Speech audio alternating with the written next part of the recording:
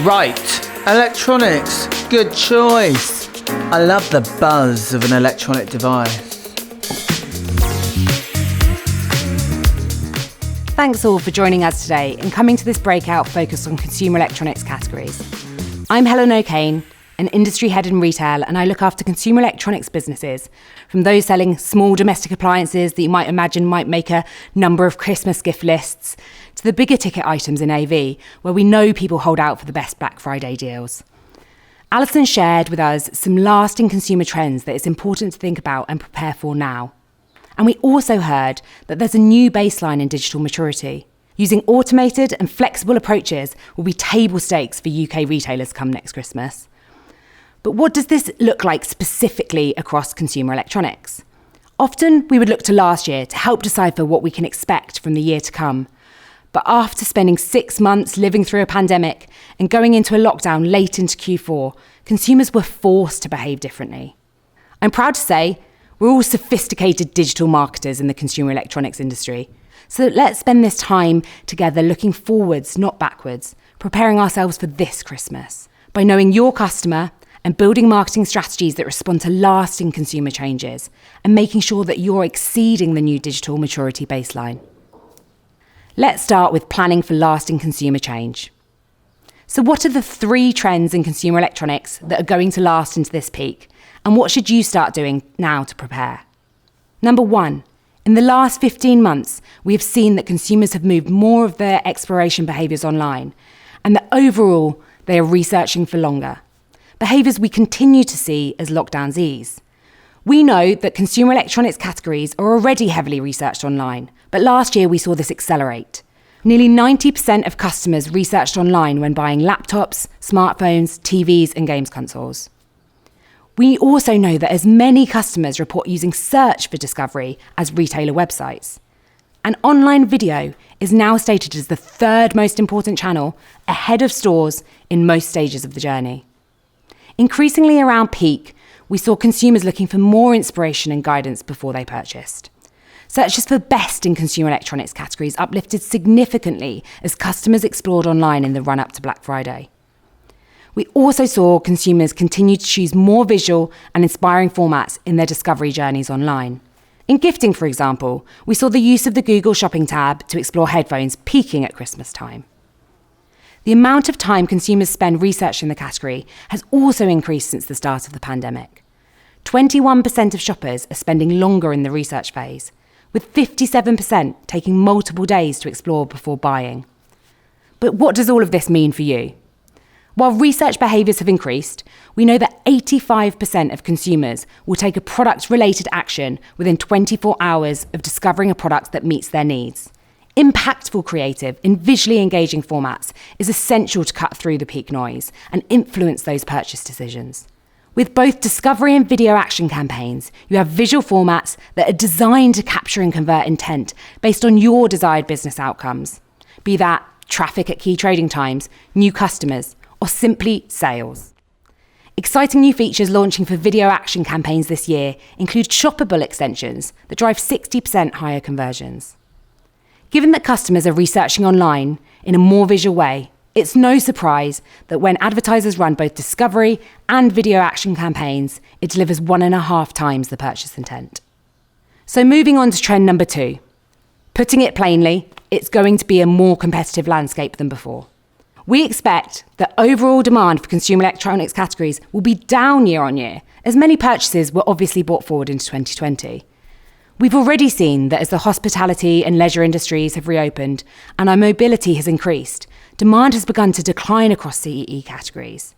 And as Alison highlighted, with ongoing economic uncertainty, consumers are going to be more picky about what they spend their money on. Consumers will be more choosy, but they're also more likely to try new brands the more they shift their discovery behaviours online.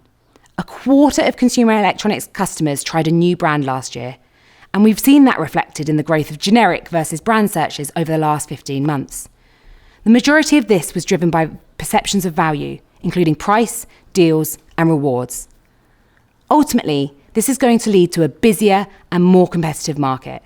Consumers will be pickier going forward, but exploration behaviours will remain online, where consumers are much more likely to be exposed to and try new brands. So again, what does that mean for you? How are you preparing for this increasingly competitive landscape? Simply utilising automation is no longer going to give you the competitive advantage it may have done in previous years.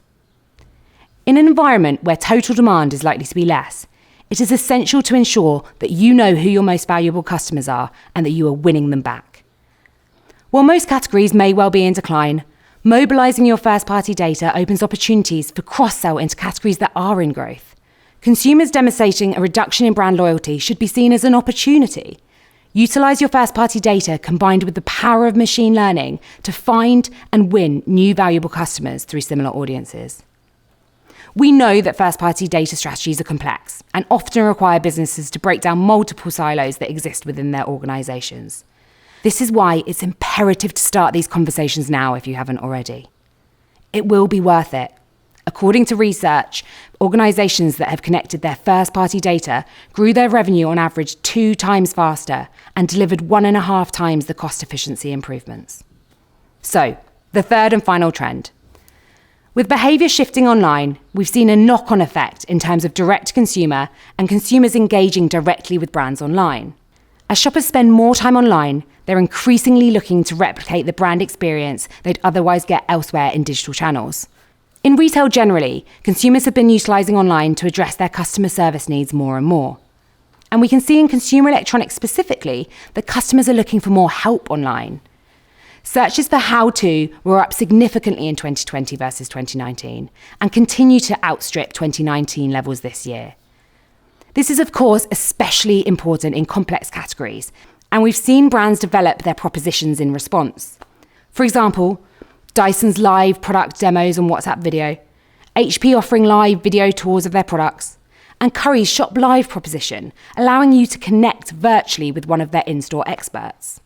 Customers are already anticipating that they will be buying more directly from CE brands this year, with 46% of customers expecting to buy more directly from the brand. So what does that mean for you? How are you developing this element of your proposition in response to the greater desire for brand experience online? As important is how you are thinking about driving awareness of these value proposition to deliver scaled engagement. Last year, we supported Currys in reaching millions of their customers with their Shop Live proposition at peak through the attentive watching environment that is YouTube. YouTube is even more relevant this year as watch time on the platform has soared, up 27% last year and up 85% on connected TV screens. Coupled with the fact that TV reach is declining across EMEA, it has become an essential environment in which to deliver the awareness of your brand positioning. So to recap, there are 3 trends that we think are here to stay in the world of consumer electronics. 1, consumers have moved more of their discovery behaviours online. You need to make sure your brand is present in impactful and visually engaging formats to influence purchase decisions at the crucial moment. 2, the truth is, it will be more competitive and consumers will be less brand loyal. You must mobilise your data to win the most valuable customers. And 3, consumers now expect an engaging brand experience online. Build it, but as important is letting people know about it. While we know a lot about these more enduring consumer shifts and we are planning for them early, it's not just the shifting consumer landscape that will have an impact on what happens this peak. We've also seen a significant acceleration in retailers' digital capabilities over the past 15 months. So as Alison mentioned, how can you make sure that you're exceeding the new digital maturity baseline? Let's be clear, we have reached the tipping point when it comes to automated bidding. Peak 2020 saw the highest automated bidding rates ever, and it was the first time that most retailers didn't switch back to manual bidding. This means that automation is now the baseline. The most sophisticated and successful marketers will be those who, firstly, understand what truly matters to their business, whether that be total profit, winning market share, acquiring new types of customers like credit customers, or a combination of these things.